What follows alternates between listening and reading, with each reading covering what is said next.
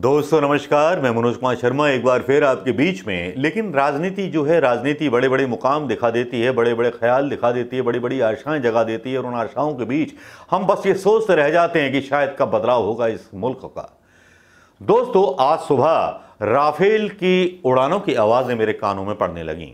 दावा किया जाने लगा कि जालंधर या अंबाला कैंट में राफेल उतरने वाले हैं। मतलब दूल्हा आया नहीं, बाजे पहले से ही बजने लगे। अब शाम को आके पता चला कि राफेल बुधवार को आएगा और मोदी मीडिया चीन को धमकी देने लगा कि हम तेरी ईंट से ईंट बजा देंगे। जबकि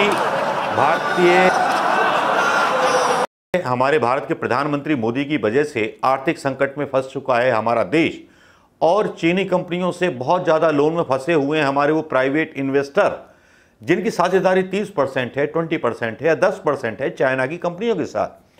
चाइना की कंपनियां इतने पैर पसार चुकी हैं बहुत ज़्यादा, उसका भी खुलासा किसी न्यूज़ चैनल के द्वारा या किसी प्रिंट मीडिया के द्वारा नहीं होता है।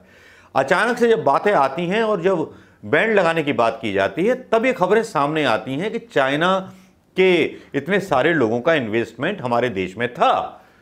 तो प्रधान जो बोलते थे कि चीन के सामने लाल आंखें दिखानी है, जो बोलते थे कि चीन हमारे सामने टिकेगा नहीं, और जिन्होंने जिनपिंग को झुलाया और इनके प्रवक्ता बोलते हैं कि राहुल गांधी उनके पैर छूते हैं। अब इन बातों में कोई समझदारी नजर नहीं आती। नजर आता है तो सिर्फ इतना नजर आता है कि चीन देश की सीमा के अंदर घुसाया है और हमारे प्रधानमंत्री मोदी जी डींगों के अलावा कुछ हाँकना नहीं जानते, बस मीडिया के द्वारा युद्ध जीतना जानते हैं। चाहे उरी सेक्टर की सर्जिकल स्ट्राइक हो, चाहे चीन के बारे में मीडिया के द्वारा किए जा रहे दावे हों। ऐसा भी सुन लीजिएगा, ऐसी भी कोई पिक्चर बनाई जाएगी, ऐसी भी कोई सर्जिकल स्ट्राइक होगी जो चीन के तंबू और बम्बुओं को सबको उखाड़ देगी और चीन इसको नकार देगा शर्म के मारे, क्योंकि उसकी बेइज्जती हो जाएगी, क्योंकि भारत ने उस पर आक्रमण कर दिया। इतना बड़ा देश है, ये आने वाले टाइम में होने वाला है, सब सेटिंग से होगा। फिर इसके ऊपर एक पिक्चर बन जाएगी, लोगों को लल्लू बनाया जाएगा, कल्लू बनाया जाएगा, क्योंकि प्रधानमंत्री मोदी जी ने केवल जिंदगी में एक ही चीज सीखी है, वो है सियासत, सियासत और सियासत, और सियासत के अलावा वो कुछ जानते नहीं हैं। अब जब सियासत की बात आती है तो प्रधानमंत्री मोदी जी का ध्यान सत्ताओं को हथियाने में रहता है, चाहे वोटों से मिले चाहे नोटों से मिले। अब नोटों से मिल जाए सत्ता और ईमान बिकने लगे हिंदुस्तानियों के, उन कांग्रेसियों के भी ईमान खरीदे जाने लगे जिन कांग्रेसियों को कभी ये कहा जाता था कि स्वतंत्रता और संविधान की गारंटी है, वहां कांग्रेस ऐसे पिस्सू पाल करके बैठी हो तो शर्म कांग्रेस को भी आनी चाहिए। और भारतीय जनता पार्टी के नेता तो हैं ही बेशर्म, वो तो भैया खरीदेंगे अंग्रेजों की पॉलिसी पे जो चलते हैं।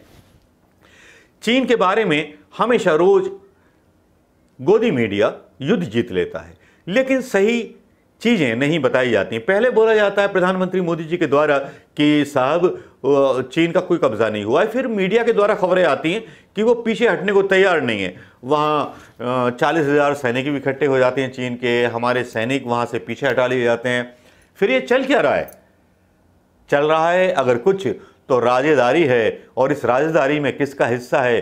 प्रधानमंत्री ये तो बता दीजिए। चीन के साथ क्या रिश्ते हैं ये तो बता दीजिए। चीन के साथ कंपनी में अमित शाह के बेटे के क्या रिश्ते हैं जरा ये तो बता दीजिए। चीन की कंपनी के साथ अजीत डोभाल के बेटे के क्या रिश्ते हैं जरा ये तो बता दीजिए। देश को बर्बाद करने में कितना हाथ चीन के साथ मिलाया है आपने, जरा ये तो बता दीजिए। तब हम बात करेंगे लोकतंत्र की, तब आप बात करेंगे हम आपकी राष्ट्रभक्ति की, आपके भक्तों की उस राष्ट्रभक्ति की जो केवल गालियां देने जानते हैं, जिनको तर्क नहीं पता, जो केवल अंगूठा टेक है। अब इन अंगूठा टेकों पर ज़्यादा ज्ञान मैं नहीं बोलना चाहूँगा दोस्तों। नमस्कार, जय हिंद दोस्तों।